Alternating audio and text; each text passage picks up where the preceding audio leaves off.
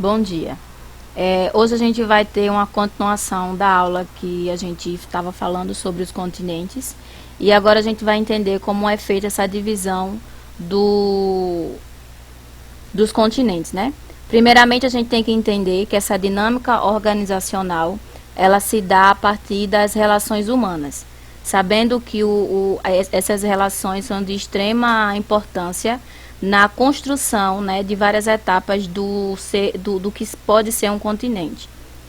Primeiramente, a gente tem o território, o conceito de território, né, que no caso se refere a uma área de um país ou estado nacional.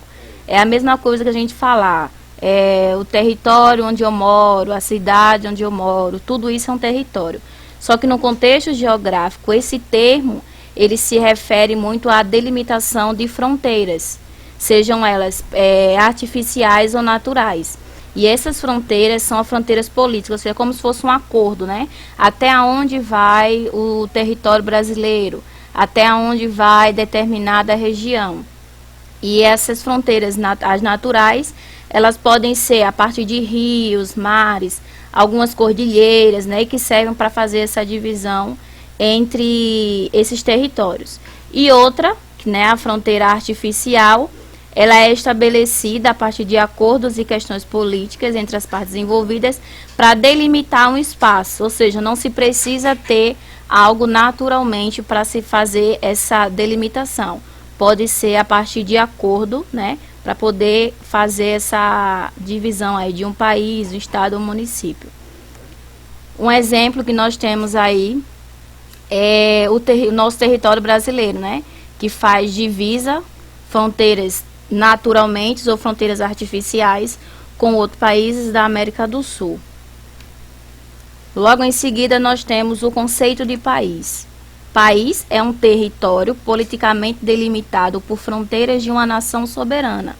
Ou seja, ele é um território onde é habitado, né, por uma sociedade com história própria, unidade política administrativa e regida por uma constituição. Então, país a gente pode determinar a partir de um determinado território onde uma sociedade com história própria, ela se localiza. Um exemplo, nós temos aqui o nosso país, né? A delimitação territorialmente, politicamente falando, do nosso país. Em seguida, nós temos a separação dos estados. O que é estado? Estado é a forma como o território se organiza politicamente falando também, né? É uma forma como a gente pode organizar um território soberano. Em geral, o Estado ele é constituído por 3 poderes: o poder executivo, o poder judiciário e o poder legislativo. Então, cada estado de determinado país, com a sua delimitação por território, eles podem se diferenciar e cada um conter os seus poderes. Como vocês já sabem, né, não precisa mais ser explicado, o conceito de poder executivo, poder judiciário e nem legislativo. Mas o que vocês devem saber é que todos eles aí são essenciais para assegurar o Estado. Então, um exemplo que eu trouxe aí é o Estado de Pernambuco, né? O nosso poder executivo, judiciário e legislativo, muitas das vezes, algumas leis, vamos se dizer assim, eles só se diz respeito ao nosso Estado, né? Onde outros estados também podem fazer a mesma coisa, mas aqui eu trouxe o exemplo só do nosso território, né, o nosso estado de Pernambuco. E a nação, né, muitas pessoas podem confundir o conceito de nação com o conceito de país, mas uma nação a gente pode definir por qualquer coisa, principalmente por um grupo de pessoas que falam o mesmo idioma ou que tem os mesmos costumes. Um exemplo que a gente pode falar são ligados por laços históricos, né? Existe uma história por trás daquele histórico nacional, seja ele também étnico, né? Ou culturais. Um exemplo é a nação brasileira, mas se tem exemplo também nações de times de futebol, né? Eles se chamam por nações, porque são grupos de pessoas onde eles têm um único ideal, que é lutar por algo, um bem próprio ali entre eles. Então, a gente pode determinar uma nação por um grupo de pessoas que fala ou o mesmo idioma ou que tem os mesmos costumes. E o que é que essas relações geopolíticas têm a ver?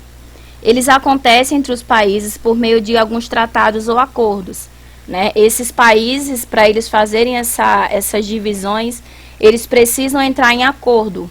Mas a gente sabe que muito tempo atrás, principalmente no tempo das guerras, isso não era tão fácil assim.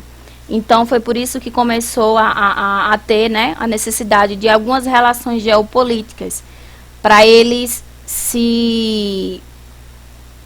entre si, eles entrarem em um acordo. Então, esses acordos eram por relações bilaterais, né, onde dois estados, eles se baseiam em diferentes interesses, como comércio, redução de taxas, imigração, entre outros. E é comum essa relação acontecer entre países ricos e pobres, favorecendo principalmente os países ricos com a compra de recursos minerais baratos e empréstimos com altas taxas de juros. E nós temos também as relações multilaterais, né, onde 3 ou mais estados, eles possuem regras a cumprir e a se respeitar. Com o fim da Segunda Guerra Mundial, os países vencedores do conflito estabeleceram alguns valores, né, valores como direitos humanos para garantir a paz, a preservação do meio ambiente entre eles.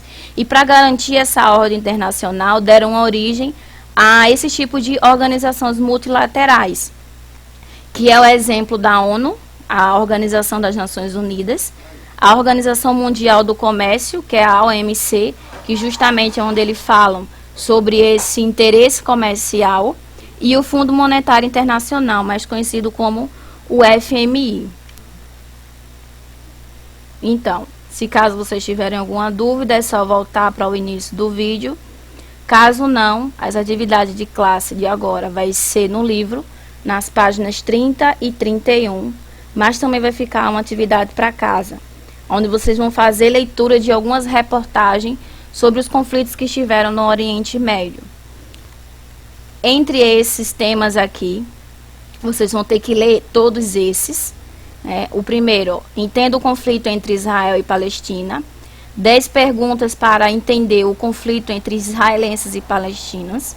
Como começou a briga entre palestinos e israelenses e o que são fronteiras artificiais.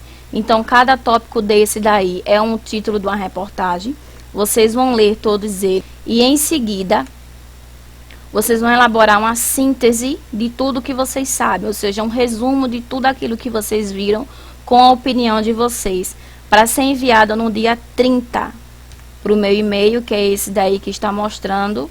Então, vocês têm uma semana, né? Próxima semana eu recebo isso, junto com a atividade de casa de vocês, se caso vocês não conseguirem terminar.